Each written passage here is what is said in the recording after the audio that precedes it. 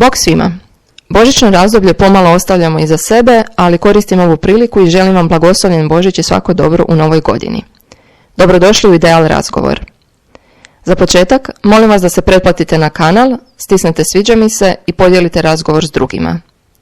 Moje ime je Branka Martinović, a moja današnja gošća je profesorica Sanja Nikčević, teatrologinja i kazališna kritičarka. Sanja, dobrodošli. Hvala na pozivu. Jako mi se sviđa naslov ovog vašeg razgovora, Ideal. A i sviđa mi se da se usudite koristiti hrvatsku riječ za ono što je inače podcast. Je zapravo razgovor koji se samo snima i virtualno pušta dalje, a nije u novinama. Evo, hvala vam. Pa da, iskreno, evo, nisam bila sigurna mogu li koristiti podcast i je li to sve po formatu ovo ili nije, ali meni se isto sviđa taj izraz razgovor i zapravo ovo je razgovor, tako će i biti, tako da, evo, hvala vam, baš mi je drago da ste to primijetili. Zadnjih nekoliko godina jako cijenim radosne i nasmijane osobe. Ne mislim da te osobe nemaju probleme, ali lijep je način na koji im je dano zapravo da se nose sa tim problemima i da žive svakodnevni život. Vi ste jedna takva osoba i kad čovjek s vama razgovara, baš dobije takav dojam. Meni je to prekrasno i ostanite i dalje takvi. Čini mi se da smo danas radost kao karakteristiku osobe nekako podcijenili.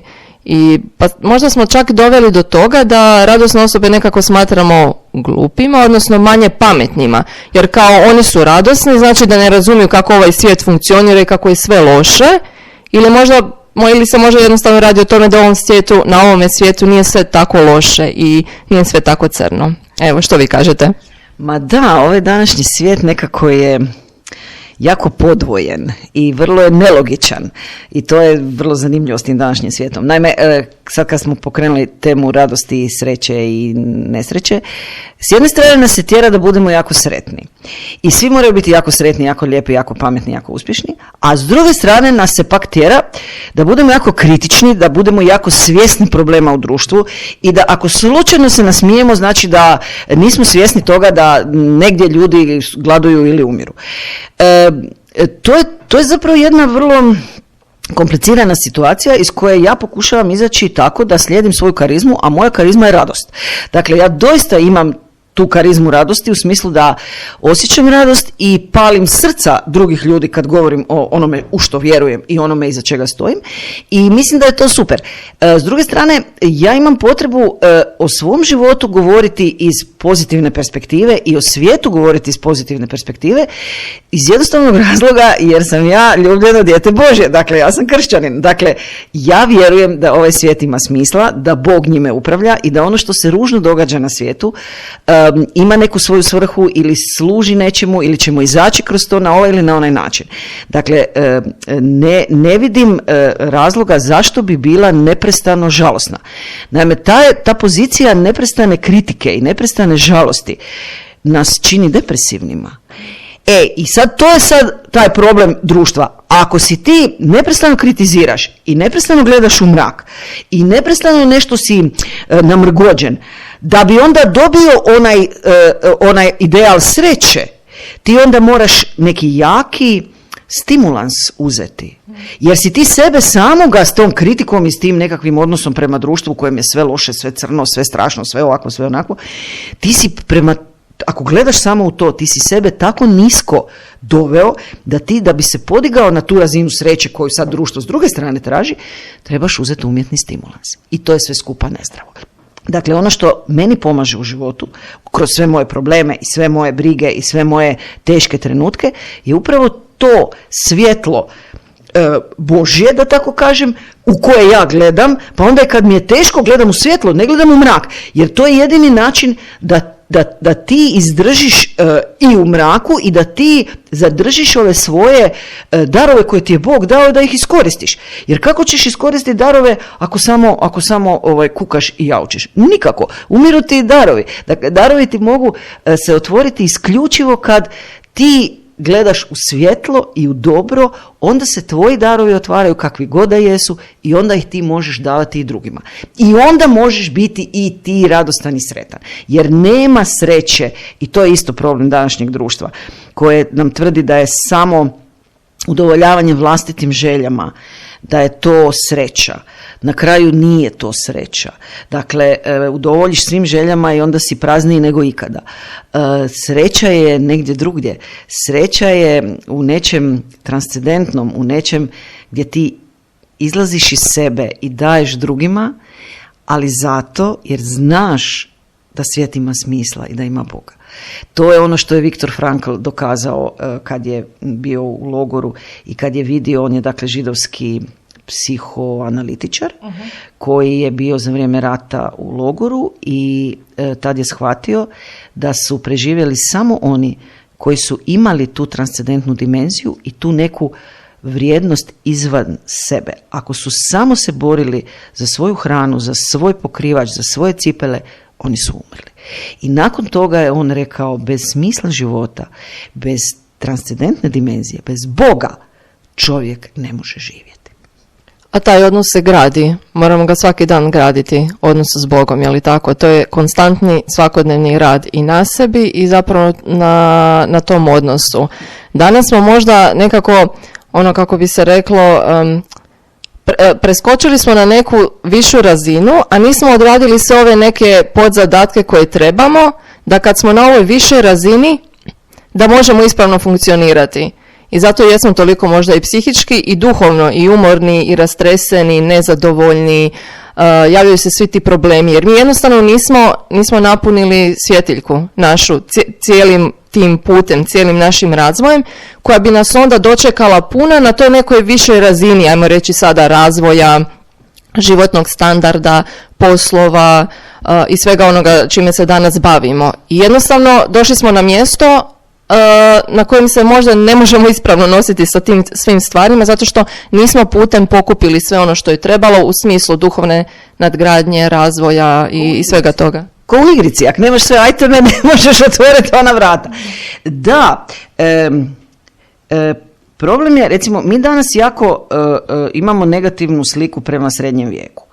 I govorimo da je to jedno strašno društvo. Međutim, taj srednji vijek i cijela naša kršćanska civilizacija, dakle od srednjeg vijeka do kraja Drugog svjetskog rata, imate jedan kršćanski svjetonazor i njegovu hijerarhiju vrijednosti u kojoj se čovjek osjećao zaštićeno i nekome je pripadao. Dakle, ta hijerarhija vrijednosti kaže ovako. Hijerarhija vrijednosti potiče iz nečega što se zove svjetonazor, a svjetonazor je isto riječ koju nismo puno spominjali, do sada, sad smo je počeli, a ona znači onaj temeljni odnos prema onome iznad nas, onome oko nas i onome u nama. Dakle, svjetonazor je nadindividualna kategorija, kažu psihijatri, nadindividualna. To je nešto što dobivaš s društvom, to nije sad, to ti usvojiš. I jako te određuje. Nama se čini da nas određuje politika, osobne stvari, tipa, znaš, ono, levo i desno, pa onda ovaj šef me nervira, ova me prijateljica nervira. Da, sve to nervira, ali ovaj svjetonazor je iznad svega toga. I taj svjetonazor je nešto po čemu se jedna kultura razlikuje od druge. To sam ja shvatila kad sam otišla u Kinu, jer mi smo europska kultura. E sad, ovaj kršćanski kaže ovako, svijet je stvorio Bog i stvorio ga je iz svog Božjeg nauma. Dakle, smisao je osnovna karakteristika svijeta u kojem živimo. Isus Krist je predstavnik te razine, dakle te transcendentne razine, a ljubav je najveća vrijednost. I to ona bezinteresna ljubav, ona što kažu Grci agape. Jer Grci imaju tri riječi za ljubav, imaju eros, filija, agape. Eros je ova žudnja, dakle muško-ženska, filija je ova obitelj, prijatelji, a agape ova bezinteresna Božja, što bi mi rekli Kristova ljubav. E to je razina, recimo, svijeta kako ga kršćanski svjetonazor tumači i kako su ga ljudi usvajali. E sad, razina društva, ovo oko nas, dakle zajednica ljudi s kojima nismo u rodu, a zajedno živimo. To se zvalo država.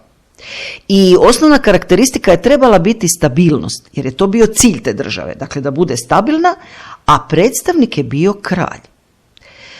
Kralj koji je vladao svojom karizmom i ta država je bila dokle njegova karizma. Dakle, mogla je biti mali feud, a mogla je biti Svetorimsko carstvo. Ali dokle je njegova karizma? Osobna karizma, osobna odgovornost. Jer vrijednost te kategorije odnosa prema društvu je služenje ili dužnost. Prema nama, dakle, odnos prema nama na ovoj razini osobnoj, obitelj je ona u kojoj mi pripadamo i kroz koju se mi ostvarujemo. Čast ili dolično je karakteristika onoga što mi vežemo uz tu obitelj. Otac je predstavnik, a poslušnost je vrijednost. Sad, u tom sustavu imate Otac, Kralj, Isus Krist. Dakle, to su zaštitničke figure. Čovjek se u srednjem vijeku osjećao puno sigurnije, puno zaštićenije, puno smislenije na bilo kojoj razini ljestvice da je bio društvene nego danas. Puno zaštićenije, jer taj svijet je imao smisla. I ti ako si imao lošeg oca, naravno da ima lošeg oca, lošeg kralja i lošeg svećenika koji kasnije predstavlja kao Krista. Ali ako imaš lošeg oca, onda ideš kralju pa se žališ. Ako imaš lošeg kralja, ideš Bogu pa ideš papi pa se žališ. Dakle ti imaš nekakav sustav u koji ti vjeruješ. I naravno da nekad taj sustav ne funkcionira, ali bome i funkcionira. I sve je bilo podređeno spasu duše i negativni primjeri su bili negativni primjeri. Dakle, onaj ko je bio loš u tom sustavu, ko nije poštivao to, taj se smatrao lošim primjerom, a ne pozitivnim primjerom i ne normalnim primjerom. Loš kralj je bio grozna stvar. Dakle, svi su govorili to je loš kralj. I ti si se bunio protiv njega jer je bio loš kralj. Sad ovaj novi sustav koji je zavladao nakon 45. nakon Drugog svjetskog rata, kod nas u Europi je zavladao novi svjetonazor koji zovemo sad sekularistički, jer je zapravo ateistički, to mu je osnovna karakteristika, i koji ima drugu hijerarhiju vrijednosti.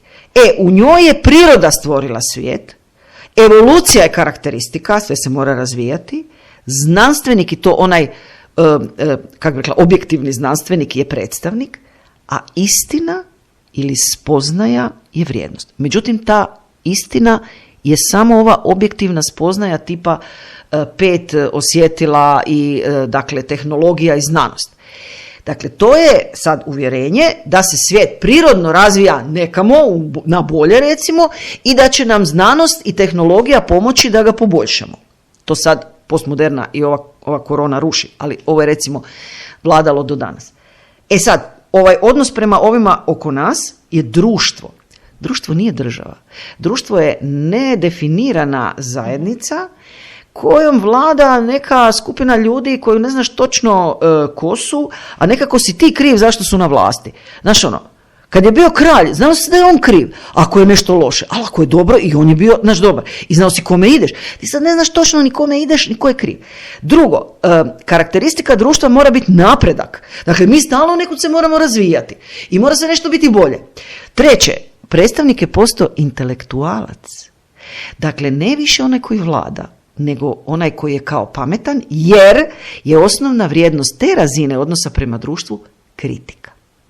Dakle, pametan čovjek, intelektualac, će kritizirati i onda ćemo uz pomoć znanosti i tehnologije i razuma, mi ćemo poboljšati svijet. Sad ide najveći problem. Odnos na ovoj osobnoj razini je postao ovakav. Ja sam postala predstavnik tog od osobne razine. Nema više obitelji kojoj ja pripadam. Ja sam sad sama. Sloboda je postala osnovna karakteristika. Pojedinac je predstavnik, a pobuna je vrijednost. I pazi sad imamo pojedinac, intelektualac, znanstvenik. To nisu zaštitničke figure. Ne možete znanstvenik zaštititi. On ti kaže ovo nije dobro, ovo je, ali te on ne zaštićuje. Kao Isus Krist koji umre za tebe. Ne možete intelektualac zaštititi. On samo kaže ovo nije dobro ili ovo je dobro. Uglavnom govori nije dobro. A i pojedinac ti si sam. Ne možeš niti sam sebe zaštititi u ovome svijetu. I zato smo mi sad u depresiji. Sad mi imamo razvijenu tehnologiju, mi imamo taj napredak, mi imamo ovo što kažete, mi smo dospjeli do neke razine, ali se mi s tim ne znamo nositi. Zašto? Jer smo sami, jer smo potpuno sami. Depresija ne postoji do 20. stoljeća kao bolest. Jer u ovom sustavu, u ovom sistemu prijašnjem i hijerarhiji vrijednosti kršćanskoj, nema šta biti depresivan. Jer ako ti je teško, tražiš pomoć. Ili doktora, jer postojali su doktori prije, ili duhovnika, zavisi koji ti je problem. Šta ti sad radiš? Ideš psihoanalitičaru. Ja sam u nekoj mladosti čitala te knjige o psihoanalitičaru, to me jako privlačilo. I onda je jedan rekao, evo veli, nakon 6 godina terapije, ona je odustala, pacijentica je odustala, iako mi je žao da je odustala, jer taman smo nešto krenuli, nakon 6 godina terapije, pa dobro da je žena živa nakon 6 godina terapije u kojoj se ništa nije pomaknulo. To je sad pomoć. Dakle, problem je da smo mi sad jako osamljeni, jako izgubljeni i da nas se potiče na ovo, kritika i pobuna. To je sad ovo zašto moramo kritizirati. Jer je to sada jedna od vrijednosti. Moraš sve kritizirati. Stalno svi govore, ko će kritizirati, ko će imati biti dovoljno hrabar da kritizira. Onda ja kažem, ko će biti dovoljno hrabar da nešto afirmira. Hajmo nešto afirmirati. Dobro, ovo nije dobro. Ali hajmo reći šta je dobro, pa hajmo u tom smjeru koji je dobar. S druge strane, samo se pobuna potiče. Mi potičemo djecu u vrtiću da se bune. Pa moraš nešto naučiti. Moraš nešto poslušat da bi mogao se jednog dana pobuniti kad znaš. Ja se sada bunim protiv kanona, ali ja imam 62 godine, ja se cijeli život time bavim. Ja se sad mogu ozbiljno buniti. A mi danas potičemo sve na svim razinama samo da se bune i bez pameti i bez razloga. Dali ste mi dobar uvod sad kad ste spomenuli obitelj i vrtić. Što nam još želite reći o sebi zapravo? Kako su izgledali vaši počeci? Kako ste zapravo došli na mjesto na koje ste došli? Naravno ono što želite podijeliti s javnosti. Ma da, 62 godine puno se toga izdogađalo, ali ja imam tu nekako sreću da me nekako majka odgajala u tim vrijednostima i da sam ja od uvijek mislila da svi ljudi govore istinu, jer kao čovjek mora govoriti istinu. Ja sam se jako iznenadila kad sam kao odrasla osoba otkrila da ljudi lažu. Mene je to jako iznenadilo, jer kao djeca lažu jer su mala pa još ne razume, ali velike.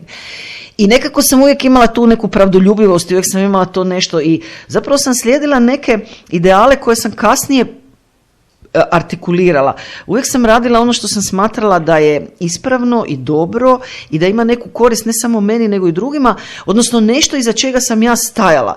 Dakle, ja sam jedan mali zelot bila i ko mala i gorljiva i tako zagovarala uvijek nekako neke pravedne vrijednosti, ali ono što sam znala da ne smijem lagati, ne smijem živjeti u laži, dakle ne smijem studirati ono što ne volim, ne smijem raditi ono što ne volim, jer to je posljedica toga.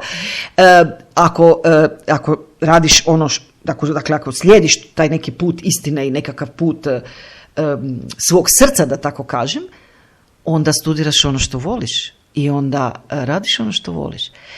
To je nešto što je bilo jako neobično u mojoj sredini. Dakle, ja kad sam prvi puta došla u kazalište, mene je mama sa 6 godina odvela u Viroviticu i ja sam gledala, ne sa 6 godina, u osnovnoj školi sam bila, već sam bila 7 ili 8 godina. I ona je mene odvela u Viroviticu na predstavu Doživljaj Nikoletine Bursanča. To je bila moja prva kazališna predstava, Branko Ćopić. Ja sam ostala fascinirana. Mrak, predstava, to je mene fasciniralo. Ja sam bila potpuno očarana. Ja sam mami rekla, mi smo išle autom, fićom, smo išle iz Kloštra Podravskog gdje smo živjeli u Podravini, išli smo na predstavu. I ja sam mami rekla u autu, mama, ja bi tako htjela da je moj posao da ja gledam kazališne predstave. Mama je rekla, sine, to si rekla meni i nikome više. Jer je to bila jedna glupa izjava za tu sredinu. Onda sam došla doma, onda sam drugi dan susjedi koja me jako voljela pričala i ja sam nju jako voljela, susjeda Kata. Onda sam joj rekla, susjeda, ja sam jučer bila u kazalištu, ja bi tako htjela da meni posao, da ja gledam kazališne predstave. A ona je rekla, čerka, pa to ne posel. Pa to kak da gledaš televiziju, pa to ne posel. I onda sam ja stala. Mislim, šta sad? Svi su mi rekli da to nije posao, ja sam stala. Međutim, slijedila sam ovo što volim. Dakle, naravno što sam u osnovnu školu, to se mora. onda sam išla u srednju, jer kako sam voljela jako čitati, ja sam jako voljela čitati, jako sam volila knjige, jako sam to sve volila, sve predmete sam volila, onda naravno da sam išla u gimnaziju, takva djeca idu u gimnaziju, šta će. Ja sam išla u gimnaziju, to dobru gimnaziju u Viroviticu, jer je ona bila kao najbolja gimnazija u okruženju.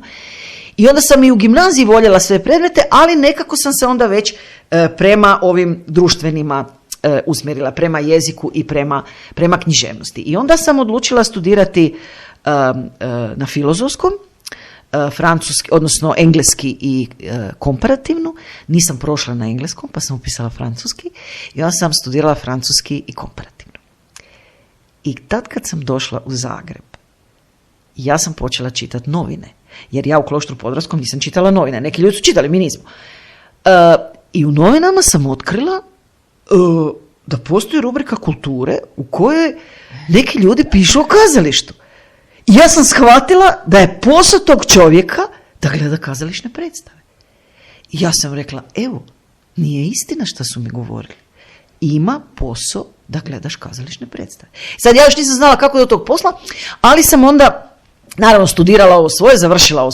I sad nakon faksa sam ja počela u Večernjem listu honorirati kao novinar, mali novinar u gradskoj rubrici, i onda sam malo po malo došla i do kulture i otkrila da mogu imati onaj posao koji sam si željela. I ja sam kasnije mojim studentima uvijek govorila, nemojte nikad odustajati od svojih snova. Jer to što vam ljudi govore da nije istina, nije istina. Mislim, ima jedna krasna priča o žabicama. Dakle, idu, žabice se kao penju na planinu, postoji natjecanje žabica malih i penju se na neku veliku planinu. I sad svi oko njih gledaju to kako se one penju i govore, joj, jadne male žabice, pa one budu krepale do vrha, pa ne mogu one to. I tako žabice odustaju, naravno da odustaju, a jedna se popne. I sad dođu novinari i kažu, pa kako ste uspjeli, vi tako mala žabica, popeli ste se na tako veliku planinu. A žabica njima pokazuje, ona je gluha. Žaba nije čula da se ne može popeti i ona se popela. I onda ja govorim djeci, evo, nemojte slušati, ali slušajte ono kad vam kažu pospremi sobu. Nemoj to ne slušati, ali nemoj slušati kad ti kažu nečeg nema ili ne može. Ti imaš neki žar u srcu koji te vodi i ti idi za time. Ali sad ima još jedan problem.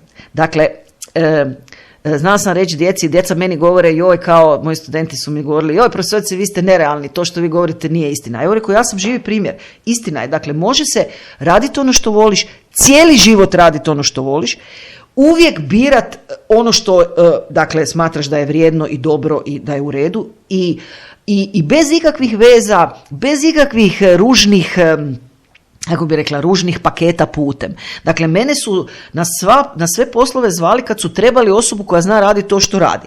Zašto? Zato. Jer, dakle, jedno je da ti ideš u smjeru koji te zanima. Ali kako ideš? Ima jedna krasna parabola koju Isus govori o ludim i mudrim djevicama, koju sam ja smatrala groznom. Dakle, ja kad sam nju prvi put čula na misi, ja sam bila toliko ljuta. To je priča u kojoj 10 mudrih, 10 ludih djevica čekaju zaručnika. I čekaju cijelu noć, cijeli dan zaručnika i kad dođe veče, zaručnik dolazi, one trebaju upaliti svjetiljke, mudre imaju ulja, lude nemaju ulja.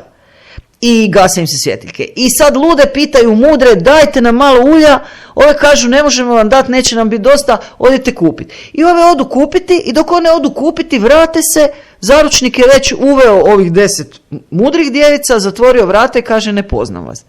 Dakle, ja sam bila toliko ljuta na tu priču. Kako je to glupa priča? Prvo, što taj zaručnik ima toliko zaručnica? Drugo, a gdje je tu kršćansko milosrđe? Što ove nisu dale ovima koje nemaju? A treće, a gdje je tu oprost? Dakle, Isus nas uči da ima druga šansa. Što im ne otvore vrata? Dakle, ja sam toliko bila ljuta. Do trenutka kad se raspisao natječaj za docenta na Osječkom kazalištu i ja sam imala punu svjetiljku.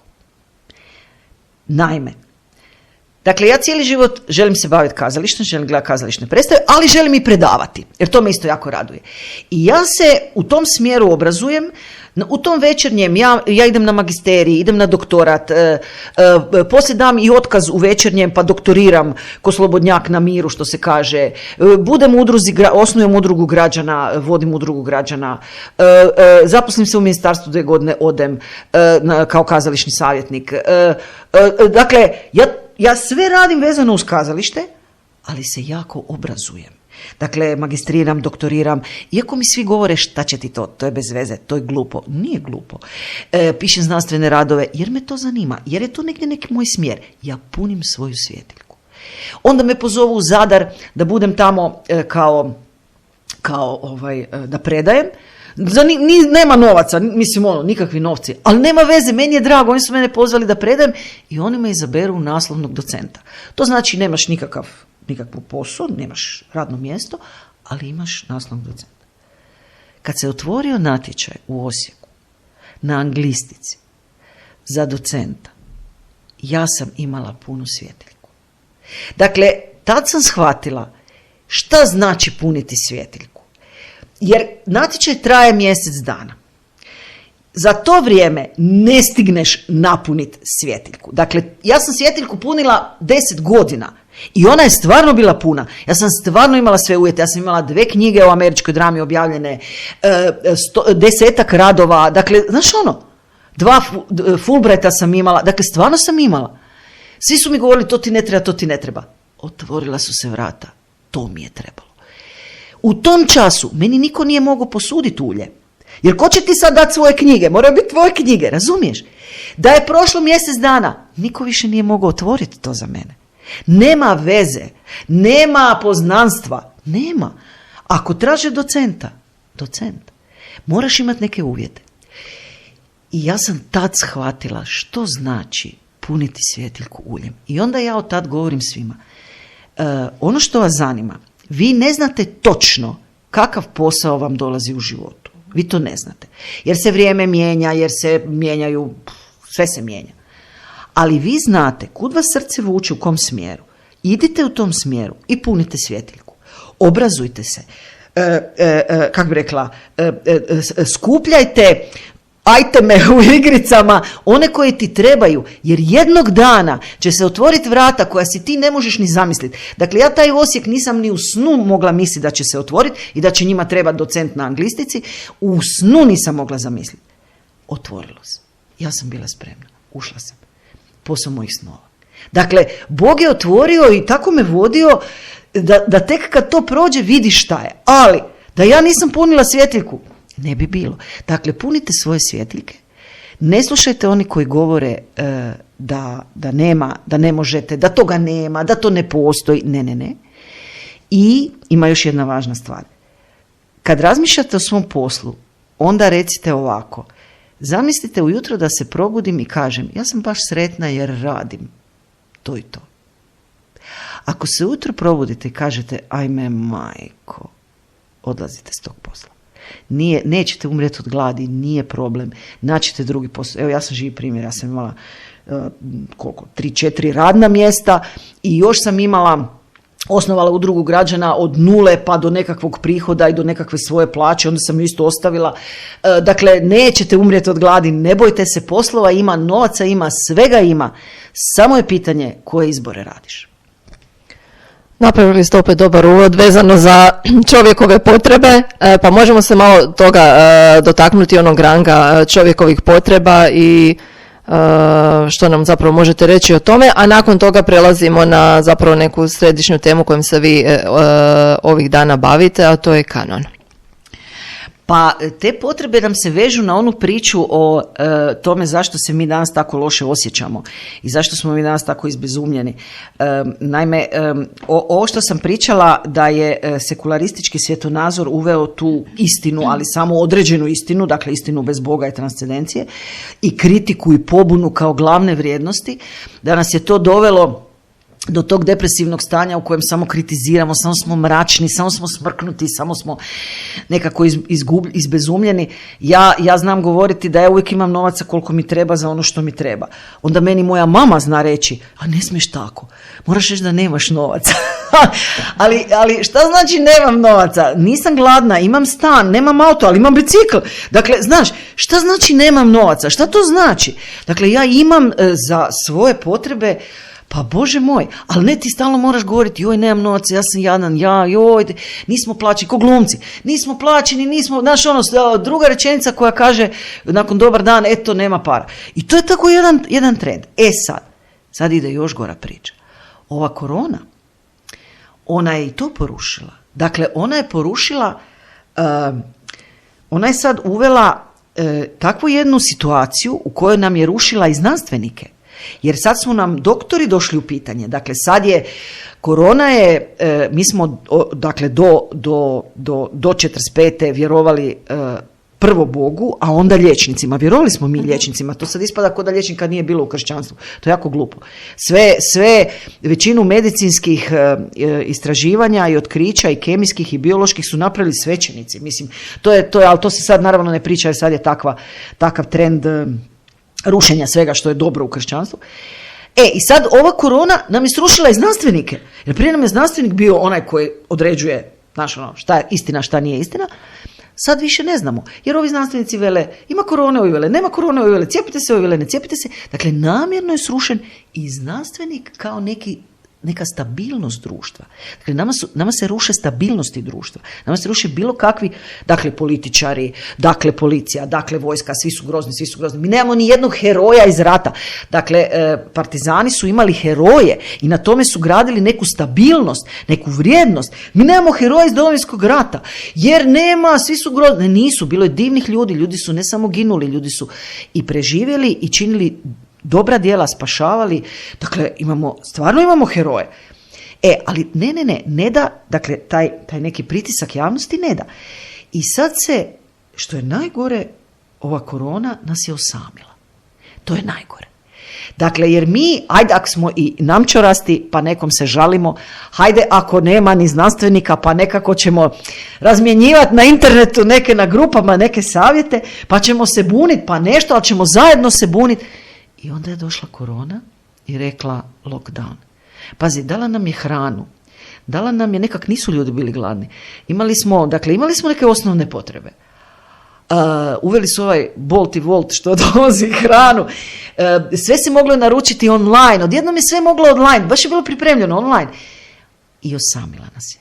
Osamila nas je tako strašno da ja imam prijatelja u Kanadi koji godinu dana nije vidio unuka. Godinu dana. To je meni prestrašna rečenica. Zašto je to strašno? Zato jer smo mi socijalna bića i zato jer smo mi sisavci. Dakle, osim što smo duhovna bića, imamo ovu transcendentnu dimenziju, imamo ovu Božju iskru u sebi jer nas je Bog stvorio, mi smo i biološka bića. Kao takvi smo sisavci. I mi imamo potrebu za toplinom drugog čovjeka, za ljudskošću, za blizinom, za dobrotom, za ljubavlju, za razumijevanjem, za zagrljajem. To su nam uzeli. Ja sam rekla kad prođe korona ja ću grlit sve ljude i po cesti i kog znam i kog ne znam, jer ja ne mogu više, ja to ne mogu izdržati. Ja sam išla mami i onda sam je grlila, znaš mama govori šta ti je, rekao moram samo nekoga grliti. Jer šta je, mislim, za to postoji objektivan dokaz, dakle osim ovih da sisavci imaju potrebu za blizinom i zato mi tako dugo ovu djecu imamo u sebe. One kornjačice, one se rode na onome žalu i odu u vodu i baš ga briga. On nema potrebu za toplinom fizičkom dodirom tijela. Mi imamo potrebu za toplinom fizičkom i dodirom tijela. Zato su majke tako dugo s djecom i djeca su tako dugo uz mame. Ono baš vise na mamama. Naravno, jer je to naša potreba. Najbolji dokaz je kako kažnjavamo ljude. Prvo ih kažnjavamo tako da ih izvadimo iz društva, ovog kao normalnog funkcionirajućeg društva i stavimo u zatvor. Gdje su svi nekakvi grozni ljudi koji čine neke ružne stvari. I sad su oni u okruženju, tamo i pod nekakvom paskom i pod nekakvim strogim redom i nekakve kazne imaju. Ali što je najgora kazna? najgora kazna je da te stave u samicu. Dakle, da ti ne daju ni da se družiš sa zatvorenicima. Dakle, ne da se družiš sa svojim dragima koje voliš, nego ni s ovim ubojicama. Ne daju ti ni to. I to je strašno. I meni je bilo strašno kad sam bila u Alcatrazu. Ja sam bila u to, kako sam se bavila američkom dramom, puno sam putovala po Americi. I onda kad sam bila u San Francisku, išla sam vidjeti Alcatraz. I onda je bila ta njihova samica. Dakle, Alcatraz ima taj zatvor izgrađen na vrhu tog otoka i usred zatvora su 3-4 te samice od betona izgrađene. Dakle, nema prozora. Ona je od betona, ona je betonska kutija. I kad se zatvore ona metalna vrata, unutra ne da je mrak, nego je ozbiljan mrak. I ne, ja ne znam kako, neki filter je bio za zrak. Ja nisam ni pitala otkud zrak, jer sam bila u šoku. Ja se nisam usudila prići na 2 metra vratima, da me slučajno neko ne gurne i slučajno da se ne zatvore vrata, jer ja bi umrla. I onda su svjedočili zatvorenici, ti koji su bili unutra, ali jako je bilo dobro svjedočanstvo. On je rekao, mi smo stvarno bili zli ljudi. Ja sam stvarno bio ne čovjek. Ja stvarno nisam bio čovjek. I mi svi koji smo tu bili, stvarno smo bili zli ljudi. I kaže, to je bilo kao teško. I onda veli, tako su nastavili i u samicu. I sad kaže, šta je radio u samici da bi preživio? Jer kaže, samica, to je veli najstrašnije. Kad si ti u mraku, ti poludiš. I onda sam ja, veli, trgao gumb sa svoje odjeće, odore, uniforme, i kaže, bacio ga na pod. I onda bi ga tražio po tom mraku dok se ne bi umorio i zaspao. I onda bi se probudio i opet bi ga tražio. I tako sam preživio samicu. Dakle, mi ne možemo živjeti bez svjetla, bez topline i bez ljudskog dodira. I bez transcendencije. A ona je povezana sa umjetnosti izravno, da. Kanon predstavlja zapravo srž nečega najbitnijeg, najkvalitetnijeg nekog područja. Vi ćete nam sad to malo i stručnije objasniti. Znači, koji je problem sa današnjim kanonom, što se to promijenilo i zapravo što vas je potaknulo da se angažirate više po tom pitanju? Pa, točno ste rekli, nema stručnije, to je ono najvrijednije u nekom području. Dakle, kanon grčki znači mjera. Dakle, to je ono čime mjeriš nešto. Pa bilo to prirodna umjetnost, bila to ova naša umjetnost. Dakle, bila to prirodna znanost ili nešto vezano uz prirodu, dakle uz ove STEM područja, bilo vezano uz ova naša humanistička, odnosno umjetnička područja. Za sve postoji kanon. To je dakle, umjetnosti popis najvrijednijih djela koje mi smatramo najkvalitetnijima, najznačajnijima uzor djelima i koji kod nas u našoj kulturi ide od antike do danas. Dakle, mi pripadamo kulturi od antike do danas, a ne kulturi Kine, Indije ili nekih drugih, jer, dobro, Kina, Indija, to su te najveće, ili ove afričke neke kulture, jer su one drugačije. Dakle, upravo po ovim svjetonazorima, vrijednostima, kanonima, umjetničkim djelima, dakle, to su različite kulture. Ni jedna nije bolja ili gora, ali su različite. Mi, dakle, pripadamo kulturi koja ide od antike do danas, zato jer možemo dokazati suuticaje od 5. stoljeća prije nove ere do današnjeg HNK. Ja mogu u kazalištu dokazati suuticaje i slijed epoha, od antike preko srednjeg vijeka do renesanse, klasicizma, baroka, odnosno romantizma, prosvjetiteljstva, građanske drame i suvremenog, dakle ovo realizma i modernizma. I to se da dokazati, ti suuticaji, mi tome pripadamo i mi to znanje imamo. Jer po čemu smo mi, Europa, što je naš najmanji zajednički nazivnik? Naš najmanji zajednički nazivnik je ideje, znanje i upravo taj umjetnički kanon. Šta to znači? Ideje, dakle, u 19. stoljeću, 18. 19. stoljeće, sve europske zemlje su postale nacionalne države. To je očito jedna ideja koja se je provela u cijeloj Europi. I to nam je zajedničko. U Kini i Indiji to tako ne funkcionira. Znanja, svi znamo ko je Edip. I onaj na Islandu zna ko je Edip, i onaj u Italiji zna ko je Edip, i onaj u Grčkoj zna ko je Edip. Zašto? Jer ga učimo u školi. Dakle, znanja i kurikulumi su nam isti. Kad se vode bitke oko kurikuluma, to su jako važne bitke, jer oni prenose znanje. Dakle, naši evropski kurikulumi su 80% isti zapravo i nose iste priče, a ovih 20% je nacionalno, ali se isto uklapaju u ovu generalnu priču. I sad ova treća stvar, dakle osim ideja i znanja, umjetnički kanon i epohe kroz koje prolazimo je također jedna od karakteristika koju Europa ima zajedničku. I to je jako zanimljivo. Dakle, svi smo bili u srednjem vijeku, dobro, antika je za sebe, ali svi smo bili u srednjem vijeku, svi smo prošli kroz renesansu, kroz barok, kroz svi. Neko prije, neko kasnije, neka zemlja je dominantna, ali svi smo prošli. I svi imamo zajednički taj kanon, popis najvrijednijih djela. Zašto? Zašto je to tako važno? Pazi, različita nam je ekonomija, dakle nemamo istu ekonomiju, različita nam je politika, istočna europska, istočna i zapadna Europa su bile jako različite u politici, ali dalje pripadamo Europi. Mene to jako dugo mučilo. Zašto? Po čemu? Ja znam da mi pripadamo, ali zašto? I sad znam, po tome. Sad, zašto je ta umjetnost tako važna i zašto je kanon tako važan? Dakle, od antike do danas glavna struja umjetnosti, ono što dobiva novce, što ima sve medije, što svi znaju za to, to uvijek odražava vladajući svjetonazor. Uvijek. Ja to mogu dokazati na kazalištu, kolegica može dokazati na glazbi, na prozi, bez problema, na poeziji, bez problema. Dakle, to se dokazuje. Film nije bio. Film je od 19. stoljeća, pa nema ove prijašnje epohe, ali sve ove druge umjetnosti koje imamo možemo dokazati. Objektivno. I sad, u svakoj epohi postoji nešto što je kanonsko i nešto što je van kanonsko, neki rubovi. Dakle, u antici imate grčke tragedije, to je kanonsko, i imate nekakve pučke zabavljače po trgovima, to se ni ne računa. Ali ovo je važno i to odražava vladajući svjetonazor. Svako društvo se jako bori da umjetnost odražava njegov svjetonazor. Zašto? Pa čak i antika. Meni je najbolje kad sam otkrila kako je antika cenzurirala jednog pisca Friniha koji je bio popularniji od Euripida i od Eshila. Zamisli. Oni su ga cenzurirali sa 1000 drahmi, što je bilo ko da sad nekog cenzuriraš sa 30.000 eura. Mislim, užasna i više. Užasna kazna, jer je napisao dramu koju su oni smatrali da ne izražava njihov svjetonazor i njihovu vjeru. Sad, zašto je taj kanon i ta umjetnost tako važna? Zato što djeluje na nas. Dakle, prvo, sva ova glavna struja umjetnosti, osim dakle filma, je izašla iz Svetog. Nama je tragedija izašla iz Dionizijevih igara, ali to nisu Dionizijeve igre, to je sveti njima ritual bio. I uvijek je bila pri tim svetim ritualima i u drugim zemljama, u drugim gradovima, ne samo u Ateni.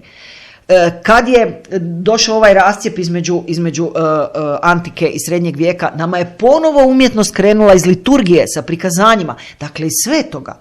Ali to nije samo u europskoj kulturi. No teatar je zapravo njihova mitologija. Kabuki je njihova mitologija. Katahali je njihova mitologija. Dakle, sve ove umjetnosti su izašle iz svetog. Katahali je Indija, Kabuki je Kina, No je Japan. Dakle, sve kulture na ovoj zemlji su glavnu struju kazališta krenule iz svetog. Zašto? Zašto je umjetnost podobna za sveto? Zato jer je uticajna. Dakle, umjetnost utiče na nas, a pogotovo kazalište, na više razina. Jer i glazba je krenula iz svetog, i poezija je krenula iz svetog, i proza, mitologije, to je vjera, to je proza. Ali kazalište utiče na nas na svim razinama. Ono na nas utiče ne samo kao kad čitaš ili slušaš kroz uho ili kroz oko. Mi to cijelim bićem doživljamo. Vi kad ste u kazalištu i kad je neka grozna scena i zatvorite oči, vama se i dalje ježi koža, jer i dalje ste tu, vi ste kao unutra. Kazalište je moćno i ono prenosi ljudima na jedan intenzivan način. I zato je važno i zato se jako borilo kroz cijelu ovu povijest od antike do danas što će se igrati u kazalištu. To su velike bitke. Da, kazalište baš onako, kad sjednemo, upijamo sve to i to mi je sad zapravo potpuno suprotan primjer od ovog Alcatraza zapravo, gdje ja kao introverter, mislim, moram priznati, poludjela bi tamo da me zatvore, znači iako sam osoba koja mora imati svoje trenutke i samoće i promišljanja, mislim, strašno. Tako da ta važnost kazališta je baš nepobitna. Da, ti živi glumci na sceni, jer mislim, i kino je iluzija i moćno je ta, ali kazalište ima posebnu stvar, posebnu tu jednu. Ja sam često baš o tome puno razmišljala i onda mi se čini da je to zato jer kazalište je konvencija. Dakle, od samog početka kad uđeš u zgradu, kad se otvori onaj zastor, to je konvencija. Dakle, konvencija je dogovor između umjetnika i publike da nešto znači. Dogovor. I sad u ovoj epohi ovako, u ovoj epohi ovako. I cijela epohe i se mijenjaju tako da zapravo se borimo oko tih konvencija šta znači. Ali kazalište je samo po sebi konvencija. To da su ljudi tamo koji glume nekoga koji nisu, pa to je konvencija, to nije istina. I problem je bio kad su u antici prvi puta u tom ritualu, dakle posvećenom bogu Dionizu, kad je glumac počeo glumiti Dioniza. Svi su se izbezumili, odnosno vladar Atene se izbezumio i rekao je, kako te nije sramota tako lagati. Nije da oni nisu vidjeli glumca do tada, imali su oni ove putujuće glumce ko u priči, ali u ritualu da neko laže, to ne. Međutim, ljudima se to svidjelo i shvatili su da to može biti afirmativno prema ritualu i prema Bogu. Dakle, da to ne mora biti subverzivno ili destruktivno. I onda je to, dakle, proširilo se. Tako je nastala tragedija, to je kao to. I tako je bilo i u srednjem vijeku isto, da su u početku glumili svećenici, poslije laici, ali se pazilo ko glumi. I u antici i u srednjem vijeku morao je biti častan čovjek. Nije mogao glumiti čovjek koji je bio pokvaren i koji je bio u zatvoru ili nešto, mora biti častan čovjek. I recimo Mariju i Josipa, pa to, znaš, to su morali glumiti najčasniji ljudi. Dakle, jako je bilo važno ko glumi i kako on to doživljava. To su kove žive jaslice pred našom katedralom, gdje glume ovi iz Čenakula, koji to doista proživljavaju i koji to sa srcem glume, koji su u tome, koji to vjeruju i vole i kako bi rekla, ginu za to. Tako se glumilo u srednjem vijeku.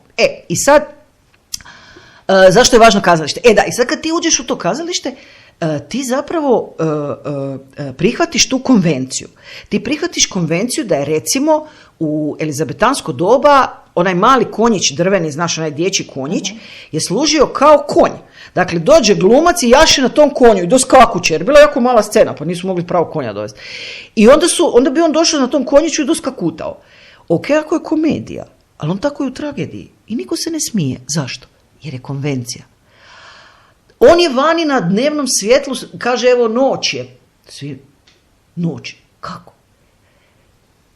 Mi svojom maštom nadopunjujemo tu prazninu. Jer naravno da ti vidiš da je to drveni konjić, pa nisi bedast. Naravno da vidiš da je dan, ali tvoja mašta se uključi u tu predstavu i ti si zapravo dio predstave. Zato si sudionik predstave. To često glumci govore, onda oni kažu, evo, pa mi osjetimo energiju, pa ovo, pa ono. Da, ima i toga. Ali ovo je još važnije, da ti, dakle, si ko neki sustvaratelj te predstave. Zato si tako jako unutra. I možda to zapravo sada, nećemo reći problem, ali zato se tu sad javljaju mnogostruki izazovi. Jer ako kazalište ima takav utjecaj na čovjeka, dotiče njegovu maštu, a mašta je zapravo, možemo reći, povezana onako sa onim unutarnjim čovjekom, sa dušom, onda se tu mogu javiti mnogobrojni problemi. I sad je to onda problem. I kakve predstave se, ali tako? Naravno. Prikazuju što gledamo i kako to sve utječe na našu maštu, a onda iz naše mašte i na naše misli, naravno, i na naša djela i na sve ostalo. Imam još jedan dobar dokaz o utjecaju kazališta koji mi je jako važan i koji je na neki način odgovor na ovo vaše. Dakle, kad su u 19. stoljeću Ilirci u Hrvatskoj odlučili da će štokavski biti hrvatski jezik zajednički, to je ta ideja, to se dogodilo, dakle, u svim zemljama, i Francuzi, Italijani, svi su to odlučili. Jedan od jezika koji su imali. Dakle, kad su Ilirci odlučili da će štokavski biti taj jezik, u Zagrebu, koji je glavni grad i koji onda ideje širi, ne možeš ti ideju proširiti iz Gospića, ti širiš ideju iz Zagreba. U Zagrebu su imali 10% govornika štokavskog. 10%. Ljudi su govorili kajkavski, dominantno, dakle doma, njemački. Obrazovani ljudi su govorili latinski, jer je latinski bio jezik politike. U Saboru se govorilo latinski, ne njemački. Kad je ono Kukuljević Sakcinski rušio strani jezik, on je rušio latinski. Meni je to žao, ali dobro. I govorilo se mađarski, još ono kad je došla mađarizacija. Dakle, štokavski je govorilo 10% ljudi. I onda su oni krenuli u to. Dakle, oni su izabrali štokavski da bude što bliži srpskom, jer su i Srbi izabrali svoj taj srpski koji je što bliži štokavskom, jer i oni imaju isto ove jezike koje se ne razumiju, kao što je kajkavski i čakavski, tako i oni imaju svoje. Ali oni su namjerno jedni i drugi izabrali to da bi se kao, eto, neka ideja je bila. I sad su oni rekli ovako, kako ćemo to provesti? Dakle, kako ćeš sada, dakle, ljudi su stali uz tu ideju, ali nisu znali jezik. I onda su počeli pisati u novinama na štokavskom, objavljivali gramatike, pisali poeziju, pisali romane, ali onda su rekli, bez kazališta kao narodnog zavoda mi to nećemo uspjeti.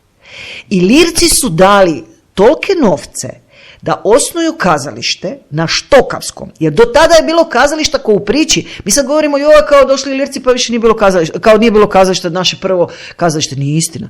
Ali na njemačkom, na talijanskom, opere su dolazile na talijanskom, gostovali su sve njemačke predstave, ljudi su imali amaterske predstave na plemićkim dvorovima, bile su školske predstave kod jezuita, ove kao crkvene, ali bile su i religiozne i ove svjetovne teme. Dakle, predstava je bilo ko u priči i publika je bila vrlo obrazovana i puno su ljudi išli i u Beč i gledat predstave. Tako da je kazališna publika bila obrazovana, ali nije znala štokavski. I kad su oni igrali prvu onu predstavu Juran i Sofija, doveli su glumce iz Vojvodine, jer je to bilo najbliže štokavskom, da igraju Jurana i Sofiju. I ti glumci su poslije propali, jer svi su bili oduševljeni s Juranom i Sofijom, jer to je bila ideja, ali kad su oni počeli glumiti caricu Milicu i kasnije ove neke stvari, onda to više, a bili su loši glumci. A znaš ono, oni su propali. Ovi su uložili silan napor da naprave kazalište na štokavskom. I sad ide poanta moje priče. Nakon 30 godina, kad je Josip Frödenreich slavio neku svoju obljetnicu, on je oko sebe imao ansambl koji je glumio na štokavskom, publiku koja je razumjela štokavski i repertoar koji je bio na štokavskom. Dakle, za 30 godina oni su promijenili svijest publike. Publika je pristala na to, ali 30 godina im je trebalo.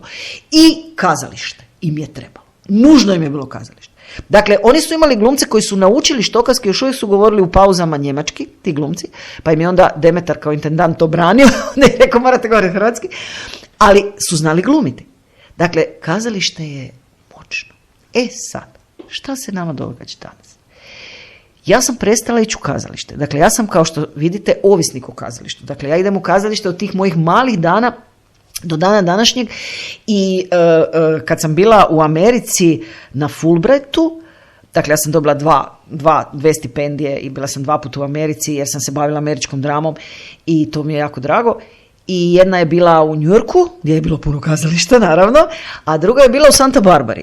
Santa Barbara je jedno divno mjesto, ovako recimo ko naš Bjelovar, međutim za razliku od Bjelovara, Santa Barbara nema kazalište, odnosno ima studentsko kazalište, ali to su 4 predstave godišnje, to nije dovoljno za mene. Ima neke amatere, isto 4 predstave godišnje, to za mene za godinu dana nije bilo dosta.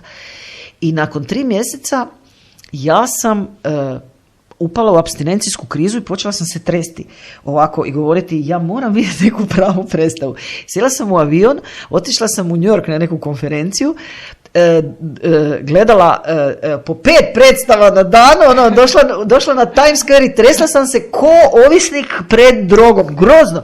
I ja sam tada shvatila šta je ovisnost, od tada imam jako razumijevanja za ovisnike, jer ovisan može biti u raznim stvarima. I naravno da sam gledala 5 predstava na dan i da sam dobila svoju dozu, ali sada prestajem ići u kazalište. Dakle, ja ne idem u HNK, ja ne idem u Gavelu, ja ne idem u ZKM, osim rijetko, ako je baš nešto što me jako pri nešto pomisli. Zašto? Zato jer je sad taj program tako stereotipan i tako zapravo sve naliči jedno drugome, tako hladan, tako prazan, tako mračan, da ja to nemam snage više. Neka sterilnost. Ili je sterilno, hladno i mračno, ili hladno, ili je mračno, krvavo i intenzivno, emotivno, negativno. I ja to više neću. Dakle, ja imam dovoljno iskustva da kad pročitam sadržaj, kad oni najave predstavu i kad vidim slike s proba, ja znam o čem se radi. Ja to više ne moram. To je toliko stereotipno, dakle, da kad mi kažu, evo, disfunkcionalna obitelj u kojoj, ja ne vrem više. Zašto sam prestala i zašto i u čemu je problem? Onda sam mislila, pa dobro, u čemu je zapravo problem? Prvo sam mislila, ja već dugo imam problem s tim kanonom našim koji vlada u našem kazalištu i u našoj umjetnosti, ali se ja bavim rubnim stvarima i onda se ne bavim baš tom glavnom strujom. I tako sam nekako bavila se američkom dramom koja je rubna u odnosu na Europu, bavila sam se nekim hrvatskim piscima koji su rubni u odnosu na Krležu. Znači, bavila sam se nekim rubom i mislila sam da je uvijek problem, odnosno da je uglavnom problem u slijeđenju trendova. Jer recimo nova evropska drama je došla, to je bilo ono kad su počeli izričito na sceni pokazivati eksplicitno nasilje, dakle silovanja, dakle krv, dakle drogiranje. Ja znam kako se drogira jer sam gledala predstave po svijetu, ja znam gdje se sve može drogirati, nisam u životu se drogirala, ali svašta znam o drogi i jedva sam to izgledala, što se kaže. Dakle, kad je to došlo, ja sam mislila da je to trend. Ja sam napisala knjigu Nova europska drama ili Velika obmana, pokazujući kako je to nametnuto, kao ovaj jezik štokavski što su nametnuli Ilirci, tako je i Nova europska drama nametnuta europskom kazalištu, ali svi su je prihvatili. Onda sam mislila da je problem politike, jer je recimo neko vrijeme se govorilo da je Krleža zabranjen, to se jako govorilo, Krleža zabranjen, onda ja koja pamtim da Krleža nikad nije bio zabranjen, sjednem i napravim istraživanje i pokažem da Krleža se igra konstantno, da se prije 90-ih igrao 3,3 godišnje, a nakon 90-ih 3,5 godišnje. Dakle, još više se igra nego prije i da uopće nije zabranjen i objavim knjigu koja se zove Mit o Krleži, u kojoj to kao razotkrivam. Međutim, kad sam počela predavati povijest drame i kazališta na Umjetničkoj akademiji, jer bila sam na Filozofskom, pa sam onda prešla na akademiju u Osijeku, sve je u Osijeku, to što sam ja radila na faksu, onda sam shvatila da je problem puno ozbiljniji. Naime, dobila sam predivnu šansu, dakle to kak se meni otvaraju poslovi, to je nešto predivno. Dakle, dobila sam mogućnost da napravim povijest drame i kazališta u 6 semestara predmet. To je divno. I ja koja to volim i koja to ginem za to kazalište cijeli život. I onda sam naravno posložila ovo kanonsku popis kanonskih dijela, posložila epohe i kao složila to i idem ja sad u te epohe da ja to obranim pred studentima. Jer kao humanistički obrazovana osoba, naravno da ja sam usvojila taj kanon koji vlada kod nas. Naravno, jer sam tako obrazovana. Ali ja sam ga samo usvojila. Ove neke stvari nisam voljela, ali nisam u to dirala, nisam ga mogla obraniti. I sad sam ja išla obraniti, jer kad staneš pred studenta, onda ne možeš reći ono što je tebi tvoj profesor rekao. Moraš stajati za toga.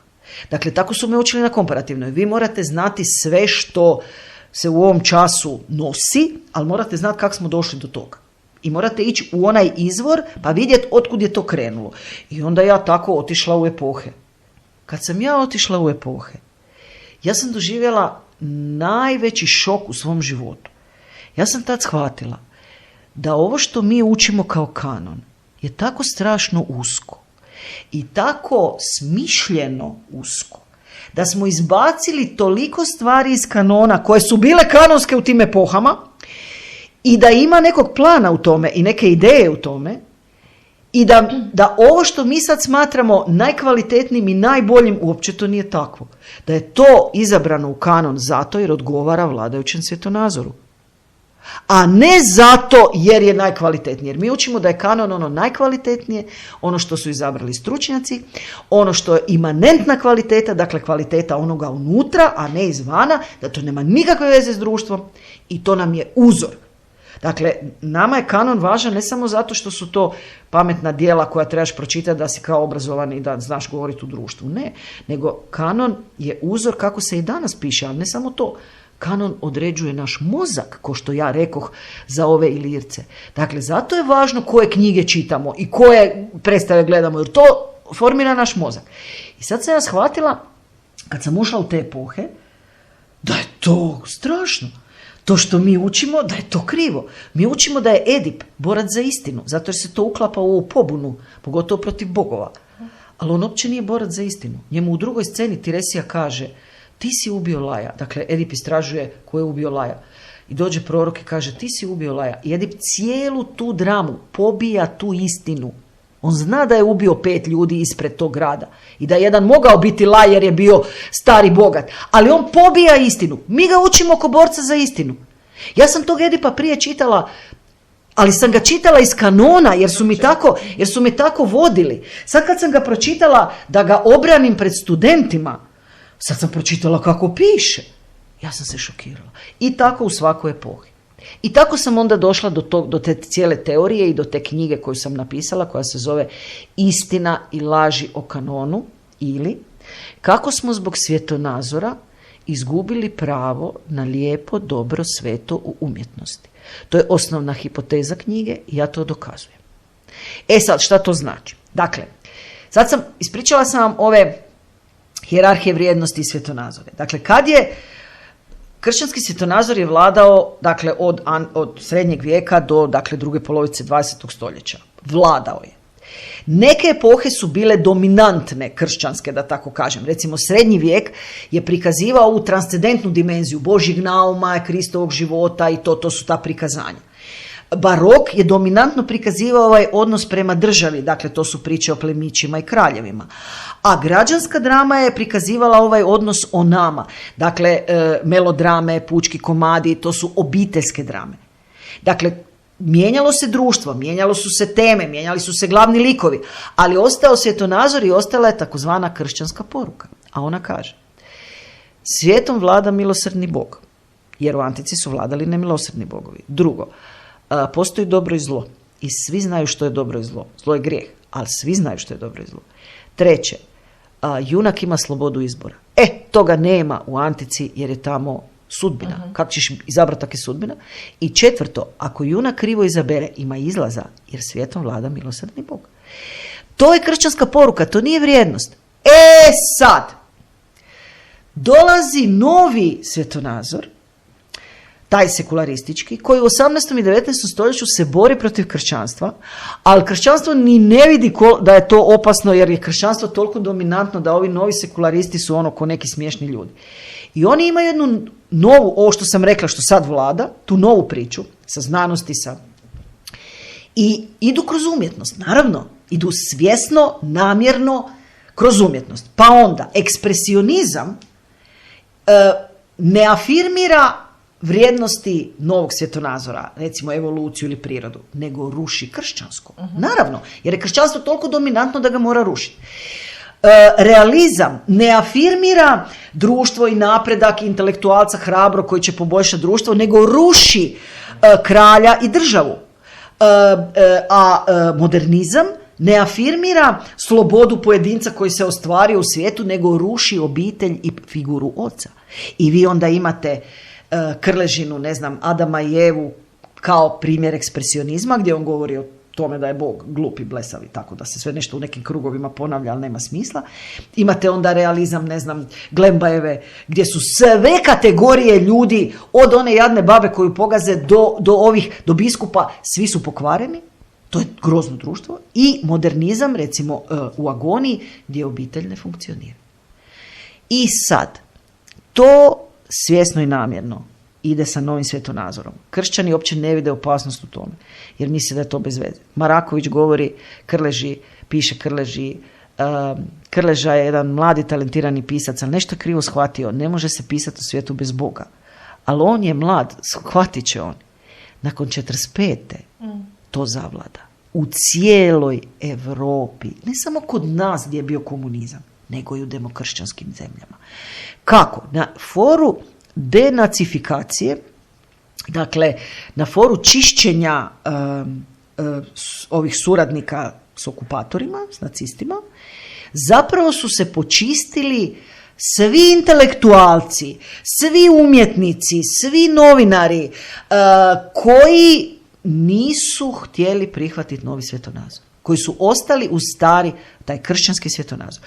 Kod nas je to radio Krleža, recimo baš u umjetnosti. Dakle, to je u cijeloj Europi, ali ja mogu sad dokazati za Hrvatsku baš onako ozbiljno. Krleža je bio predsjednik suda časti u društvu književnika. To je tada bila jako ozbiljna funkcija. I on je pozivao svakog člana na razgovor i onda ih je izbacivao iz društva. Kad je on nekog izbacio iz društva, taj je onda bio ili streljan, ili prognan, ili je sam pobjegao, ili je otišao u zatvor.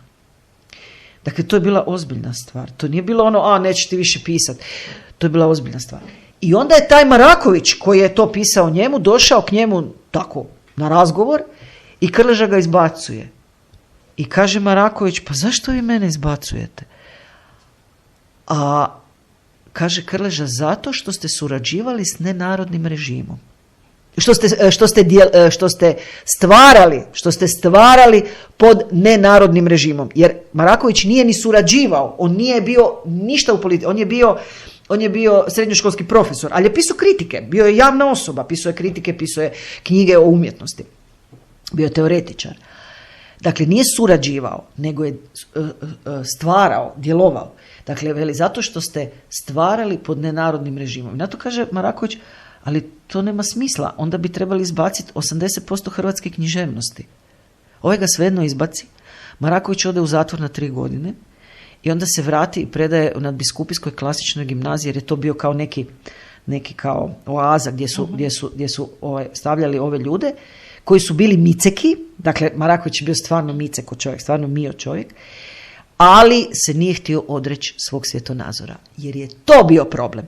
Dakle, šta se od Marakovića tražilo? Da se odrekne kršćanskog svjetonazora.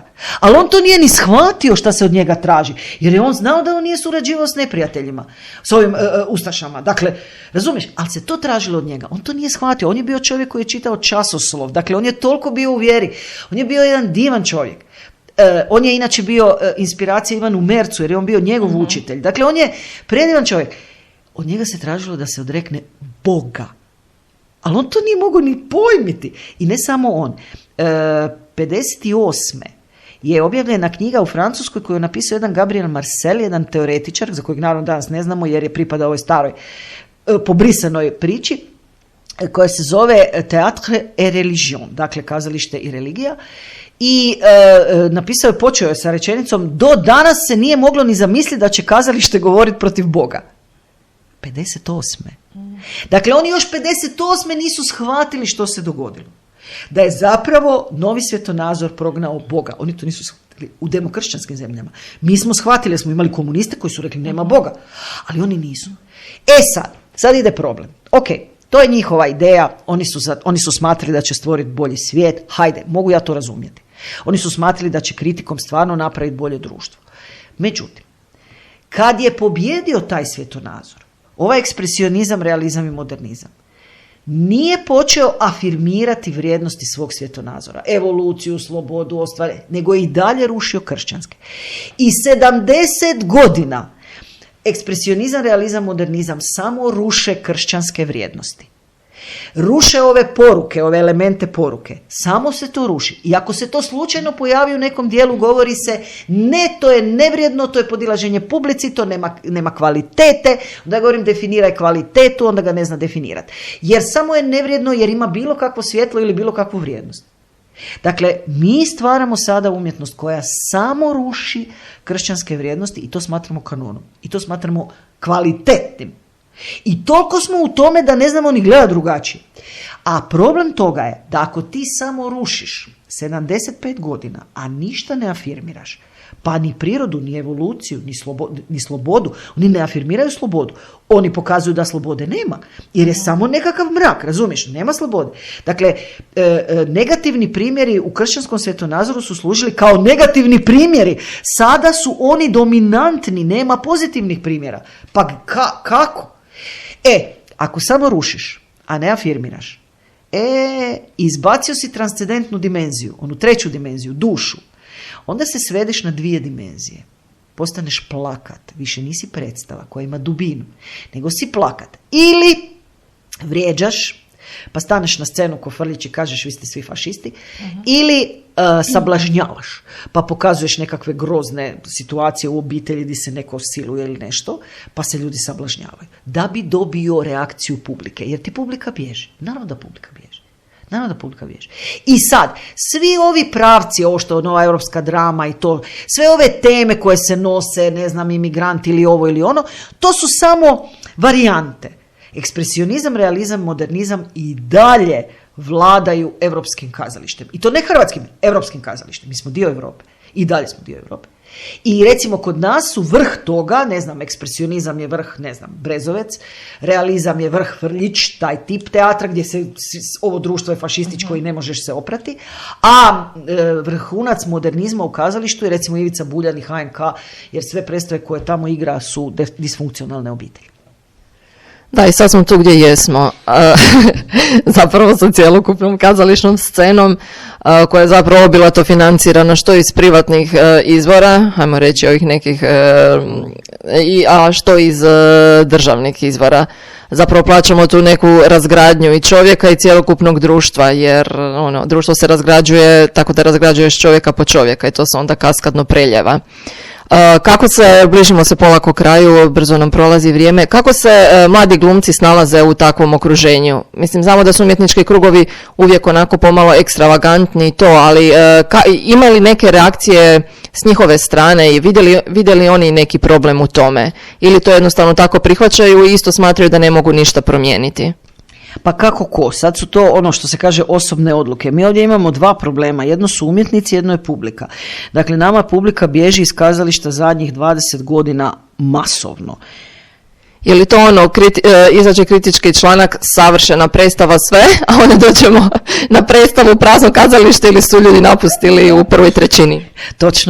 Točno to. Dakle, sve nagrade je dobilo roman, pa onda napravimo predstavu, pa predstava dobije sve nagrade, pa onda dobije sve pozitivne kritike, a onda ti dođeš i ne znaš šta da im kažeš. S time da prije, to se sad nešto mijenja, prije je bilo mračno i hladno, a sad te baš izbezumi. Jer ja cijelo vrijeme govorim kako su izbacili katarzu u toj priči. Jer naravno katarza je pročišćenje emocija, ali za katarzu mora biti transcendentni okvir. Zato je katarza postoji u antici i u kršćanskom svjetonazoru. Jer ne možeš pročistiti emocije samo u sebi. Moraš ih nekud dat. A ne možeš ih dati u prazan zrak.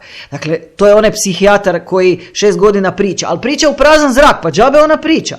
Ali moraš ga nekom dat, nekom smislu svijeta.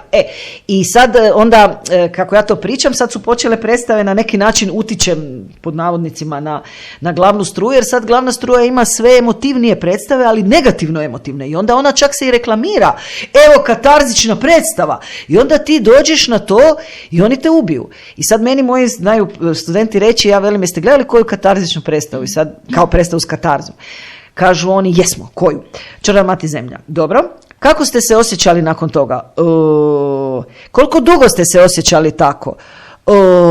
Vidiš, to ti nije katarza. Ta te predstava samo zatrovala. Jer katarza znači da ti nakon predstave u kojoj vidiš da je Edip ubio oca, odnosno ne vidiš na sceni, ali znaš tu priču, ti se osjećaš ojačano. U predstavi nakon koje ubiju Krista, razapnu ga, ali ima uskrsnuće, odnosno ima razlog zašto su ga ubili, pa se u Kupareovoj drami Baraba obrati jer kaže sad znam zašto si razapet, zbog mojih si grijeha razapet. Pa ti u tom času pročistiš sve svoje negativne emocije i osjećaš se osnaženo. To je katarza, a ne ovo. Ako se ti osjećaš tako da puziš kad izlaziš iz predstave, onda su te samo zatrovali negativnim emocijama. Dakle, jedan problem je publika. Publika bježi, sad Europska unija daje silne novce, ne bi li nekakve radionice napravila u kojima će odgojiti publiku pa će im dokazati da su ove grozne predstave dobre, a nisu dobre. A drugi problem su umjetnici. I tu je sad osobni izbor. Naime, moji studenti u Osijeku su drugačiji od ostalih glumaca, jer tamo ne vlada kanon na taj način kao ovdje. U Zagrebu naravno vlada kanon i naravno svi glumci bi htjeli biti poznati i slavni u novinama i u medijima. Kako će doći u novine i medije? Samo ako su u tom kanonu i to u tom vrhu kanona. A na rubovima neće. E sad, kod mene u Osijeku je vladala druga neka priča, nešto i zbog mene, nešto i zbog drugih kolega. I moji glumci se usude biti drugačiji. Dakle, oni recimo meni dođu i kažu, joj profesorice, morate pogledati ovu predstavu, napravili smo jednu predstavu za djecu, tako je divna, tako je topla, tako je, baš je krasna. To se u Zagrebu studenti glume ne bi usudili izreći. Oni bi rekli ovako, joj, napravili smo neku predstavu za djecu, neku ljigu, znaš, ono, ali znaš, moraš, znaš. Tako bi rekli, ne bi se usudili reći. Moji glumci sad jako rade puno vlastitih predstava i vlastitih kazališta, jer takvi ne mogu ući u glavnu struju. Jer glavna struja ne traži od tebe samo da se skineš na sceni ili glumiš nekakve bedastoće. Glavna struja od tebe traži i način života. Ona isto od tebe traži, kao i Krleža, što je traži od Marakovića. I ovi koji ne mogu, onda oni rade svoje predstave, svoja kazališta, svoje festivale i to je dobro. Zapravo želi i tebe dohvatiti. Znači kako ti želiš druge obuhvatiti s tim, mora i tebe prožeti to. Pa sad bilo destrukcija, bilo izgradnja. Gle, ako gledaš u mrak, taj mrak kad tad uđe u tebe, dakle, sad u crkvi postoje egzorcisti, oni gledaju u mrak, ali to je posebna karizma, i za njega mole, 5 samostana mole da on to sve skupa može, jer to je ozbiljna stvar. Dakle, ako ti u životu samo gledaš u mrak, ili ovo, stalno govoriš, joj, ja nemam para, joj, ja sam ovako, ja sam onakav, naravno da te to obuhvati, naravno, i to svi znaju, to znaju i New Age-evci koji govore think positive, i psihijatri, i psiholozi, psihoanalitičari, i umjetnici. Ali ti ako gledaš samo, ako ti samo radiš te grozne predstave, pa evo najstrašniji primjer, Božidar Alić je glumio u predstavi koja se zove Paklena naranča. To je predstava o jednom masovnom ubojici, užasno okrutnom. To je bio roman film, pa predstavu itd. igrala. Ja gledala, predstava je bila silno potresna, ja je pamtim i dan danas. On je glumio tog Aleksa koji je taj ubojica i onda njega na kraju uhvate, stave ga u zatvor i čak mu lobotomiju naprave neku jer imaju teoriju da se to može liječiti, ali on kad izađe van opet počne tako ubijati ljude jer nema mu pomoći. I nakon te predstave je Božo Alić psihički puknuo i otišao na psihijatrijsko liječenje. I on je svjedočio i govorio da on nije mogao osloboditi se tog lika. Jer da bi on dobro ga odigrao, on je na neki način pustio ga u sebe. Dakle, znaš, mi kažemo on uđe u lik, ali zapravo lik uđe u tebe. I on je kaže on, ja nisam mogao se osloboditi tog Aleksa. I to je prestrašna stvar. Dakle, toliko je moćno kazalište i za glumce, i jako je važno šta igraju, kako igraju. I sad, kasnije su isto neki svjedočili da im je bilo jako teško neke stvari igrati, da ih je to jako opsjedalo i jako ih je to mučilo. Ali režiseri ih uvjere da je taj mrak koji oni rade na dobro, jer će razotkriti hipokriziju groznih kršćana. Znaš ono, ako sad pokažemo, ne znam, svećenika koji siluje dijete, to je prestrašna scena. Možeš ti govoriti o toj temi, ali ako ti tu temu, tu scenu uživo napraviš, to je strašno. Ti svi koji glume su ranjeni i oni koji gledaju su ranjeni. U antici je bilo zabranjeno pokazati krv na sceni, pokazati te nasilne scene. Sve se događalo iza, svašta se događalo. Dakle, antička mitologija i te tragedije, to su priče, nema sapunica tako okrutnih kako su te okrutne priče. Ali se sve događalo iza scene, ovo grozno, a napred se razrješavalo. Zašto? Jer su oni rekli, gledanje krvi, prvo krv je sveta, krv pripada Bogu i ne možeš ti tu krv, nešto lažnu krv imati, to je bio veliki grijeh, jer je to sve bilo u sklopu žrtvenika i u sklopu svetog mjesta i svetog obreda. Dakle, ne možeš ti se igrat s krvlju. Oni su na početku žrtvovali jarca i to je bila krv posvećena Bogu i ne možeš ti sad neku krv tamo na sceni nešto. Ne, to je prvo. A drugo, te scene uznemiruju ljude i to ozbiljno ljude ranjava. To su antički filozofi i liječnici tvrdili. I zato je u antici bilo zabranjeno to na sceni. I to je jako dugo bilo zabranjeno na sceni. Nama je ova nova europska drama ukinula tu zadnju konvenciju eksplicitnog nasilja na sceni. Jer je do nje nije bilo krvi na sceni. Bilo je takozvanih čistih smrti. To je kad te probode. U renesansi su se probadali jako i u baroku i klasicizmu, ali to te probode, ti padneš, ništa, izvuku te van. Znaš, to je vrlo čista smrt ili ne znam nekakav taj tip. Neko se obesi, ali taj se obesi izvan scene. Dakle, nije bilo nasilnih scena na sceni, jer to doista loše djeluje na nas. Doista. To doista. Pa mislim, sad postoje ozbiljna psihološka istraživanja o tome kako ovo nasilje na televiziji djeluje i na djecu i na odrasle. Dakle, smanjuje nam tu empatiju prema ljudima. Stalno govore o empatiji. Pa daj pokaži empatiju, pa ćemo je mi usvojiti. Mi učimo i oponašajući. A ovo nam samo razara empatiju. Dakle, to je jedan problem publike, a i problem glumaca. I sad je problem šta sa glumcima. Moja najtužnija rečenica oko glumaca je, ja sam ovu priču Istina i laži o kanonu, imala sam neko vrijeme knjižaru, pa sam to držala tamo, ta predavanja, i onda su mi dolazili mladi glumci i onda bi rekli, nemojte nas staviti na face, jer nećemo dobiti uloge. Meni je to tako bilo strašno, jer je taj kanon toliko monolitan, tako zatvoren, tako strašno stisnut i tako kažnjava da nema. Šta ja mogu naškoditi kanonu? Ja sam otišla u prijevremenu mirovinu, ja sam po funkciji nitko. Ja sam redovni profesor, ja imam puno znanja, ja to volim što radim, ja ginem za to što radim, imam svoju misiju i karizmu, ali ja nemam funkciju. A šta ja mogu ugroziti HNK? Znaš, direktora drame koji tamo vlada. Ne mogu. Mogu. Jer onda taj glumac drugačije razmišlja, neće odustati od svojih vrijednosti, neće neće ga moći tako lako manipulirati.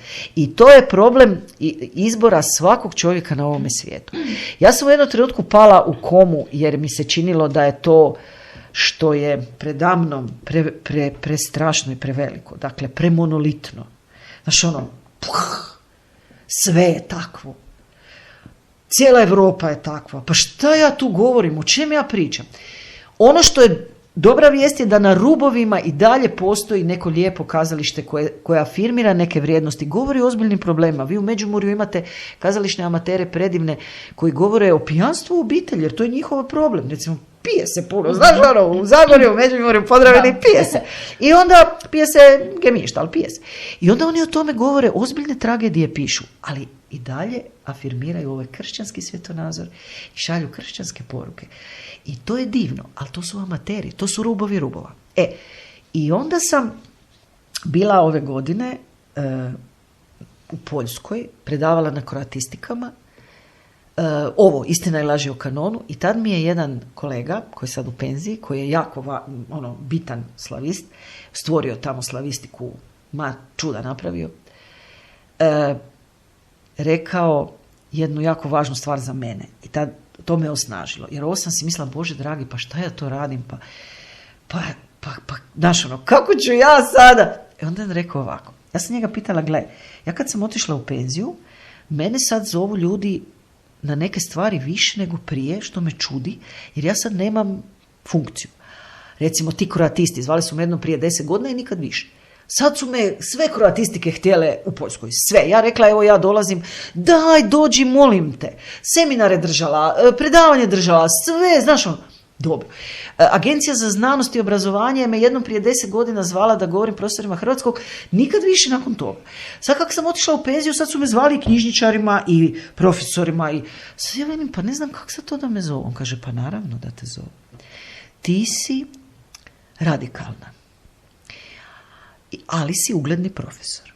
I ako ti dolaziš kao slobodna, onda ako nas neko napadne što smo te pozvali, pazi molim te, možemo reći, evo, ona je ugledni profesor, to je njeno mišljenje, dobro je da djeca čuju različita mišljenja.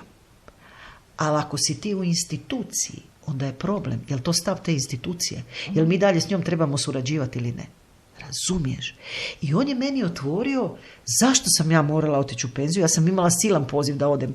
I da odem. Pa rekao, dobro, evo idem, ali znaš zašto ja volim predavati? Zato da budem slobodna. I da me mogu pozivati. Jer ti ljudi kojima ja govorim, sad se vraćam na početak moje karizme, ja njima vraćam radost njihovog poziva. Ja njima palim srca. Oni, kad čuju to što ja govorim vrlo objektivno. Dakle, ja nisam ljuta na ovaj kanon. Meni je samo žao što ne mogu ići gledati predstavu HNK, jer ne mogu. Ali ja njima dajem za pravo da se oni bave i nekim drugim stvarima, ne samo ovim jako kanonskim. Jer mi smo izbacili teoriju van. Teško se baviti nekanonskim stvarima. Onda te profesor, mentor, jel ti da, jel ti ne da. Dakle, ja njih osnažujem da imaju pravo na lijepo, dobro, sveto umjetnost. Da kvaliteta nije poruka. Da smo mi sad proglasili poruku kvalitetom ili nekvalitetom, a da je kvaliteta negdje drugdje. U odnosima likova, u motivacijama, u onome što smo učili u školi. Ali kad to primijenimo na ovo izbačeno iz kanona, ima jako puno dobrih drama. Jako puno. Ja njih osnažujem. Ja njima dajem volju za životom, za bavljenjem poslom. Meni dođu ti profesori ugaslih očiju i onda izađu s osmijehom na licu. Znaš i to je moja karizma. I sad ćemo vidjeti kamo ću dalje ići u ovoj novoj godini, ali nekako pustit ću se, pa baš me briga. Svako od nas živi svoj život i donosi osnovne odluke i ono što kaže kršćanska poruka, to važi i za život. Svijet ima smisla, postoji dobro i zlo, ja mogu izabrati dobro i zlo, ako izaberem zlo, ima izlaza, ali dobro je isto izbor. Jer su nama ovi sad novi svjetonazori i ta umjetnost koja je kanonska, sad su nam počeli govoriti da nema dobra i da nema izbora kao dobra. Ima izbora kao dobra i mi točno znamo gdje je to dobro. Mi znamo koji je put, istina i život. Evo, s lijepim ohrabrujućim riječima za kraj, s time ćemo lagano i završiti. Možemo odigrati jednu brzopoteznu igru, brzopotezne pitalice, čisto da razbijemo sad malo na kraju ove ozbiljne teme. Vjerujem da će slušateljima biti zanimljivo, meni je bilo jako zanimljivo i onako, vratili smo im malo i nade da nije sve tako crno i da se stvarno možemo uvijek odlučiti za dobro, jer ne upravlja nama sudbina, nego mi uz pomoć našeg dragog Boga, je li tako? Pa, ajmo na brzopotezne. Slatko ili slano? Slatko. Crna ili bijela boja? Bijela. Meni je sve bijelo. I pas, i bicikl, i stan, i roba, i sve. Europska ili američka književnost? Evropska kanonska, ne, evropska nekanonska, američka kanonska. Jer Amerika je malo još zadržala dobrih stvari. Pas ili mačka? Pas. Maltez. Zima ili ljeto? Ja ne volim veliku vrućinu i zato sam rekla da moram biti dobra jer ja ne mogu podnijeti više od plus 30, a u paklu je stalno vruće. Zauvijek, prema tome ja sam... Dakle, onda ne ljeto, onda zima. Neke umjerenije vode po tom pitanju. Vode. Neka knjiga dobra koju ste pročitali ili predstava koju nam možete preporučiti? Preporučujem Raimunda Kuparea, Prebivao je među nama, 3 predivne drame o rođenju, muci i uskrsnuću Isusa Krista, koje vam pokazuju kako zapravo ljudi reagiraju na Krista i zašto, i gdje se možete prepoznati u njima, gdje možete suosjećati s njima, gdje možete doživjeti katarzu, gdje ima sve kvalitete, a nosi ovu poruku do koje je do nama stalo. Evo, odlično, puno hvala i pozdrav svima.